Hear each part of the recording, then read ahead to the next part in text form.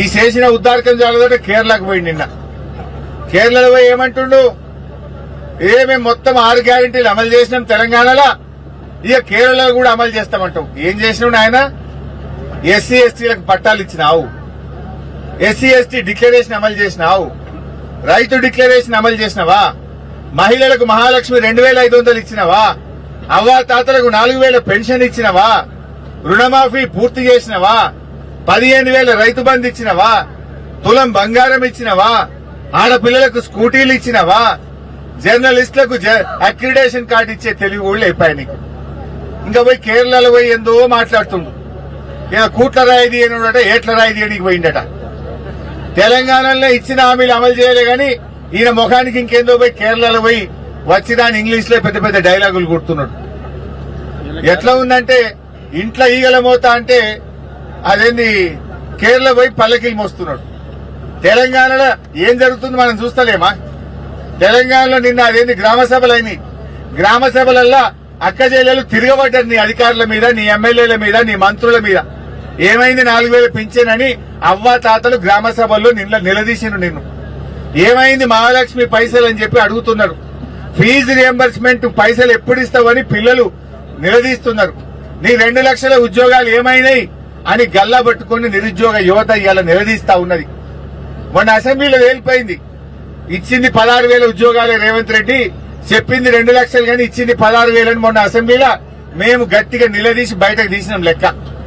16,000 ఇచ్చిండు, మోసం చేసిండు రేవంత్ రెడ్డి అనే ముచ్చట ఇవాళ నిరుద్యోగ యువతకు అర్థమైపోయింది. ఇప్పుడు ఇంట్లో ఈగల మోతుంటే కేరళ పోయిన పల్లకీలు మోస్తుంది. నీ ఇల్లే చక్కగా లేదు, ఇక్కడ ఇచ్చిన 6 గ్యారెంటీలు అమలే చేయలేదు. ఈయన పోయి కేరళలో ఏమో చేసినామంటుండు. పోదా కొడంగల్కి వస్తావరా? కొడంగల్ ఏ ఊరు కోదామో చెప్పు. 100% రుణమాఫీ అయిన ఊరు ఉందా కొడంగల్లో? ఏ ఊరు కోదామో రా రేవంత్ రెడ్డి. నీ కొడంగల్లో కూర్చొని మాట్లాడుతున్నా, నీ కొడంగల్కేలే మాట్లాడుతున్నా, నేను ఎక్కడి నుంచో మాట్లాడతలేను.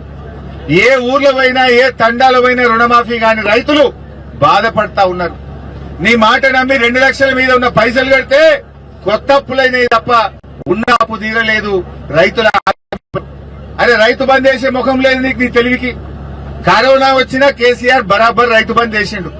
నువ్వు 3 సార్లు రైతు బంద్ ఎగ్గొట్టినావు. ఇప్పటికీ ఓసారి 3 ఎకరాలకు ఇచ్చినావు, ఓసారి మొత్తానికే ఎగ్గొట్టినావు, ఒకసారి 1 ఎకరానికే ఇచ్చినావు. రైతు బంద్ ఎగ్గొట్టినావు.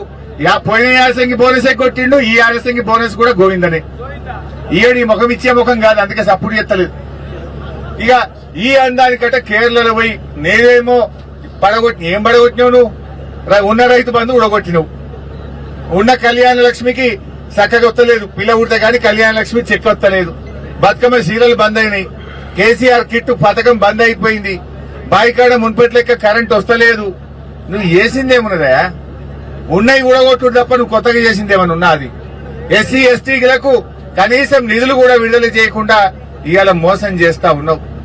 ఇవాళ కేరళ వాళ్ళు నీకంటే తెలివైన వాళ్ళు, రేవంత్ రెడ్డి బాగా చదువుకున్న వాళ్ళు. నువ్వు పోయి చెప్తే నమ్మేవాళ్ళు. కేరళ ప్రజలు అన్ని విషయాలను ఎందుకు గూగుల్లో కొట్టి రాదా బయటకు? గూగుల్లో కొట్టి తెలంగాణలో ఎన్ని గ్యారెంటీలు అమలైనాయంటే గూగుల్ చెప్పదా?